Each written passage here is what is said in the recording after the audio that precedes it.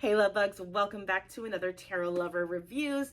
Today we are taking a look at the Heaven and Earth Tarot created by Jack Sephiroth and Jamie Elford. So if you've heard of this tarot deck or you haven't heard of this tarot deck, hopefully this review and the flip through that comes afterwards helps you to decide on whether or not this tarot deck is right for you. Now, if you want to skip straight to the flip through, feel free to look down in the description. I break down all the suits into chapters to make it easier for you to locate exactly where in the flip through you would like to start. But right now we are going to talk about the packaging, we're going to talk about the guidebook, and we're going to talk about the cards, cardstock, card size, the backings, naming conventions, and imagery. So if you're interested in all the details, stick around. Otherwise, feel free to head on over to the flip through. But let's go ahead and take a look at the package. Now, this particular tarot was published by Llewellyn. And Llewellyn tends to create kits, and kits typically will come in a package like this, okay? And I'll explain in a moment why it is in this box, what is a kit, but typically I have only ever seen kits within Llewellyn's shop. I've only ever seen them create these kits. Doesn't mean that there are not other kits from other publishers available. They just may call it differently, or they just may not call it a kit at all.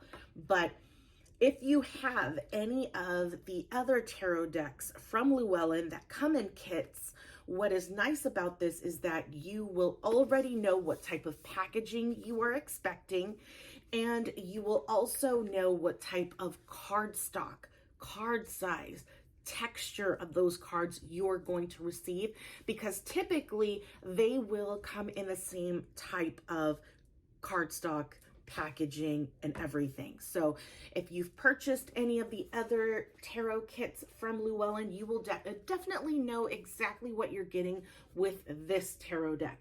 So this is the interior of the packaging. You have the string here to help take out the tarot deck from the packaging, and then you have a magnet clasp that helps to make sure that the cards do not come out if you have it, upside down.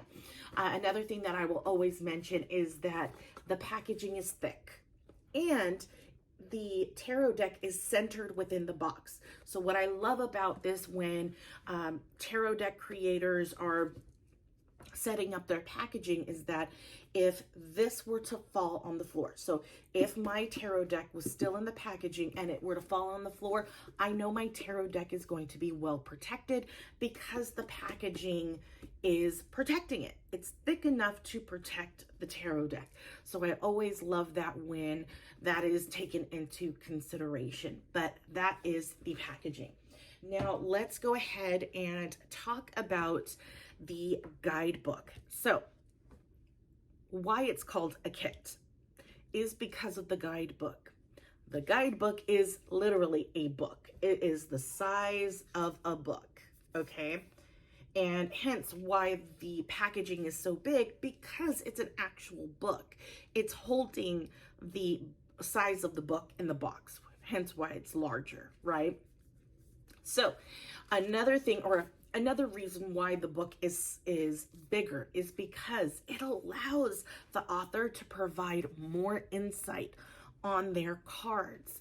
And not only that, but you also receive a picture of the cards. In this particular case, it's not for all of the cards, it's just for the major arcana, but still you get a full view of those cards. And this particular book, it has it in full color. Now, with some of the other kits, you will find that some kits will have all of the cards in full color. Those tend to be thicker because sometimes they will take up a full page, kind of what this guidebook is doing. So the guidebook tends to be a little bit thicker when they do that, or you will get a smaller version of the minor arcana, but it at least gives you a picture of the cards. So that is one thing you will find within this guidebook. Another thing you will find is that at the end of the guidebook, you have note pages where you can keep your notes. And then, as always, there is a tarot spread available for you to utilize in this guidebook. It also provides a lot of good information about the different suits, the different cards, kind of a background on tarot. And it gives a lot of great information within this guidebook. Now, in regards to the information that they provide for each of the cards. So for the major arcana, it gives you a lot of information with the major arcana. So for the major arcanas, you get the image description. So it breaks down an explanation of what you see on that card. And then it provides you with a heavenly interpretation, earthly interpretations. And the earthly interpretation, you get a keyword. You get the Hebrew letter because it gives you the Hebrew letter on the cards. The correspondences as far as the astrological sign and the planet, along with the upright and reversed meanings for those cards. Well, I'm sorry, in addition to questions you can ask yourself and transformation, a transformation paragraph or section that kind of goes even deeper into the cards. So I love that. That's for the major. For the minor, it does look like it does that too. Okay, so it does cover it for the minor arcana as well. It does the same thing. So it goes over the image, heavenly interpretations, earthly interpretations, questions you can ask yourself, and transformations. It's just not as much information as what you would get with the major arcana. Let me just kind of give you an idea. So here's the major arcana. You have all of this, and then it goes on to the next page, whereas the minor arcana just takes up one page. So you have a lot of information to go with. But that is the guidebook. Now let's talk about the cards.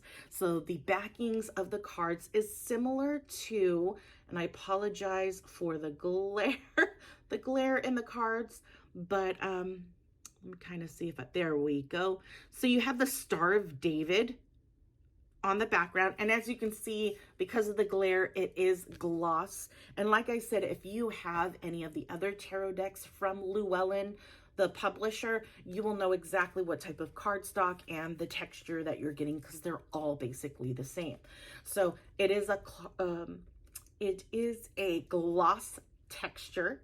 Okay, so it's very glossy, and it does tend to cause the cards to slip around a lot, but I've had this deck for a while, and definitely with the wear and tear, as you continue to utilize this particular tarot deck, you will notice that the slipperiness will start to go away because of the friction against the cards.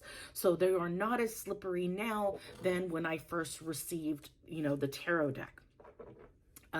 You will also notice from what I've caught on is that it tends to create scratch marks.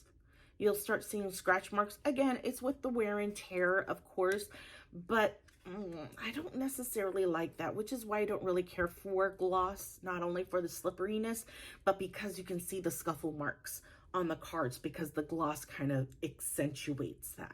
So that is the backing and the texture of the cards. The cardstock, I feel like this is a little bit thicker than the other tarot kits that Llewellyn has.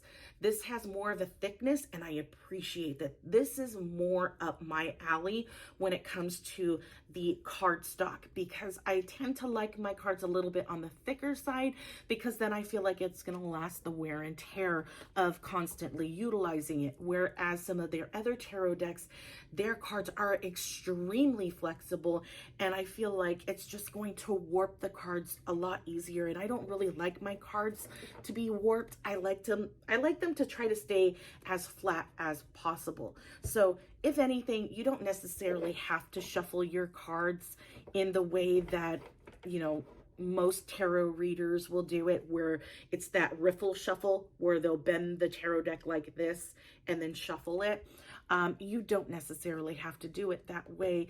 You can do the, you know, the under over method, or front back. However, you don't necessarily have to shuffle it in that riffle shuffle. But for me, I like to bring that up in regards to the cardstock, because that gives you an idea of the thickness of the cards. Because if you kind of have to struggle to bend the cards to be able to do this, then chances are the cardstock is a little bit on the thicker side, because you get more tension when you try to bend the cards that way. Whereas if the cardstock is a little bit on the thinner side, you will be able to bend the cards effortlessly. Okay. So yeah, that's the cardstock. Let's talk about the size. Now, the size is not too far off from the Rider-Waite-Smith tarot size. So let me just kind of do that side-by-side comparison. It's just a tad smaller. It's a tad shorter. Well, actually, it's better if you kind of see it behind a black background. But you can kind of see it's a tad shorter than your standard tarot card. So it's not too much of a difference when it comes to the size of the cards. Now let's talk about the imagery, because there's a lot to unpack in regards to the imagery and the naming convention. So when it comes to this, I always like to compare this information to the Rider-Waite-Smith imagery and naming convention, only because there are a lot of guidebooks out there that base their imagery and their naming conventions on the Rider-Waite-Smith tarot deck. And there are a ton of tarot decks out there that pull their inspiration heavily off of the Rider-Waite-Smith, and some don't.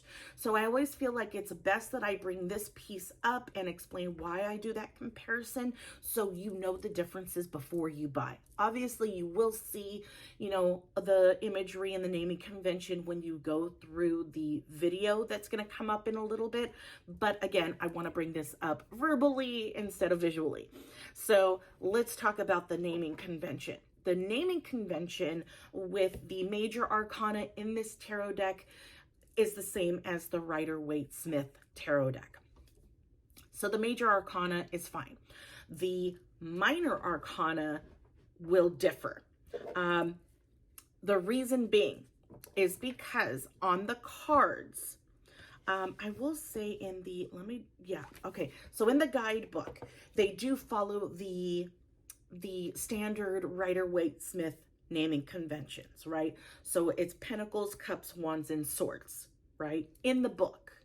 On the cards, they do not say that, okay? So they don't tell you whether or not it's a cup or a sword, which is fine, because we'll get into the imagery in a moment. But the verbiage that is stated at the bottom of each of these minor arcana cards are different. It kind of gives you that Thoth, Aleister Crowley terminology that they will use on their cards. And that is, it will give you basically it's like a description of that card, right? So this one is the Two of Wands, and it's Dominion. Okay. And then as you can see, you have astrological signs, you have the element sign, you have the planet sign, and you have the Hebrew symbol on each of the cards at the very bottom. Okay. So that's what you will see. I will say in regards to the naming convention, I like that. I do like that it kind of gives you that really brief description of what that card is, a key word of what that card could mean. But let me really bring it up. The writing, the text that they've chosen for these cards are very hard to read from far away. Even when I'm really close, it may be hard to read. So the aces will say the suit, okay? But everything else, it will not. when it comes to numbers 2 through 10. The court cards will tell you, and the court cards, there is a minor difference with the court cards. But that's the one thing that I did want to mention in regards to the naming convention, is that the text on these cards are very hard to read. I really have to bring it up to kind of understand the font style that they chose for this particular tarot deck. But after a while, you kind of get used to it. And sometimes I don't even look at the bottom portion. I'm looking at the imagery, right? So in regards to the court cards, there is a minor change with the court cards. Instead of pages, there is a princess. Okay, so that's the only difference. You still have a king, queen, and a knight, but the page is a princess in this particular tarot deck. So that is the difference on the naming conventions. In regards to the imagery, definitely pulls from the Rider-Waite-Smith imagery. There might be some slight differences, but not by much. You can definitely look at any of these tarot cards and know exactly what it is, because it pulls inspiration from the Rider-Waite-Smith. It's just kind of slightly altering it to apply to this particular theme of the tarot cards, which is definitely that it's a very religious vibe, you know? And I do use this a lot for more ancestors, ancestor side of things, especially with those who were very religious during their living time. You know what I'm talking about, when they were living. I like to utilize these as almost as a sign of respect. You know what I mean? So I typically will use this more for ancestor work in regards to that. So definitely gives you that religious vibe for sure. The tones are very dark. And I don't mean dark as in evil, but the tones are dark to where it's very hard to see details in the cards. Right now, the lighting is kind of really making things stand out. But when you're looking at these cards up front, you kind of have to strain a bit to really see the details within the cards. I love details. I love to see details. I feel like that just helps overall in a reading. But when it's very hard to really see everything, I don't know, but it's kind of weird for me. But then again, it may be because they want the main points to be the focal point of that particular card. So I can definitely get on board with that. I can definitely understand that. They are just trying to make the main piece, or, you know, figures, be the forefront of the image and not so much the background, which is totally fine. But yeah. Hopefully this review has helped you in some way. If it has, leave a like and take a look at my channel. See if there are any other tarot cards or tarot decks that I have reviewed that you might be interested in watching.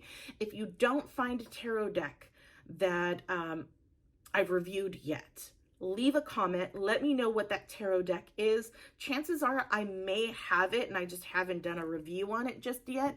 But if I don't have it, I will take a look and see if I should get it, because I'm kind of on I'm in tarot gel right now. Jail. I said gel, huh? But you know what I mean. I'm trying to kind of slow down because I have a lot of tarot decks to go over. I think I'm only a little over half of what I have at this point. So, and I think I've done like 60 reviews already. Yeah, so hence why I'm trying to slow down on tarot purchases. But if there is one that you are interested in me reviewing, leave a comment, let me know, and I will take a look at it. I mean, I'm always willing to like break out of jail, you know, for a good tarot deck. All right, guys, without further ado, here is the flip through. Enjoy, and I will talk to you guys later. Bye.